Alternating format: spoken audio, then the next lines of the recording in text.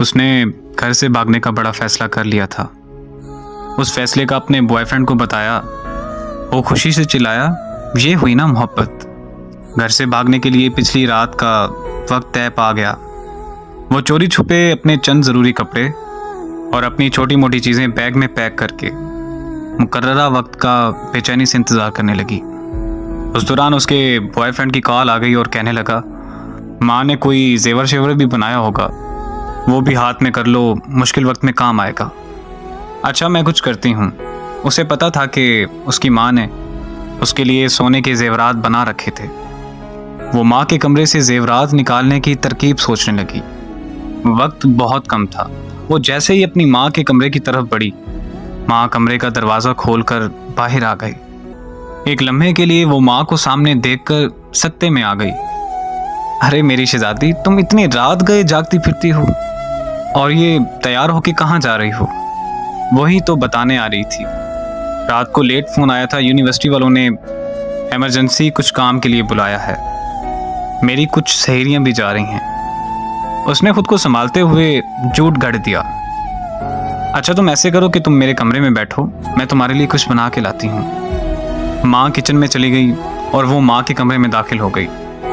उसने जल्दी से पेटी का दरवाज़ा खोला और उसकी नज़र सबसे पहले अपने लिए बने लाल रंग के लहंगे पर पड़ी, जो उसकी माँ ने शादी वाले दिन के लिए उसके लिए उसकी पसंद से बनवाया था।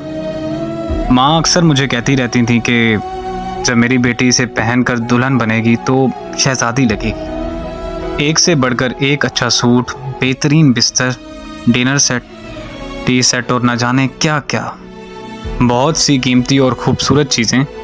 कुछ चीज़ें तो ऐसी थी जो माँ ने चोरी चोरी बना रखी थी, जिनका इल्म भी मुझे आज हुआ। चीज़ों को उलट पुलट करते हुए आखिरकार उसने जेवरात ढूंढ ही निकाले, लेकिन उसका दिलो दिमाग चकरा के रह गया। जेवरात उससे उठाए नहीं जा रहे थे। उसने कमरे में नज़रें दौड़ाई तो देखा फ्रिज, मशीनें, बर्तन सब कुछ पड़ा हुआ था। एक माँ के कमरे में एक दुल्हन के कमरे का मुकम्मल सामान पड़ा हुआ था। ज़मीर ने उसे झंझोड़ा और वो सोचों में गुम हो गई। माँ की कोख से जन्म लेने से लेकर अब तक माँ बाप ने मेरे लिए क्या कुछ नहीं किया। मेरे अगले घर का सामान तक बना दिया और मैं बेफैज़ बेवफा क्या करने जा रही हूँ? मार कर अपने माँ बाप को खुद मरने जा रही हूँ। मोहब्बत का समंदर घर में है और मैं मोहब्बत का दरिया सर करने जा रही हूँ। उसकी आंखें भीग गई थीं। उसे अपनी हिमाकतों पर खूब रोना आ रहा था और उस दौरान माँ आ गई। ये लो मेरी शहजादी, अपना पसंदीदा पराठा खाओ। इतना सफ़र है यूनिवर्सिटी का, मेरी शहजादी को भूख लग जाती होगी। माँ की बात सुनकर वो माँ के गले रखकर फूट फूट कर रोई। माँ ने माथा चूमकर आंसू साफ करते हुए पूछा, मेरी शहजादी क्यों रो रही हो? वो नज़रें चुराते हुए कहने लगी, माँ मुझसे कितनी मोहब्बत करती हो ना। ये भी कोई बात हुई?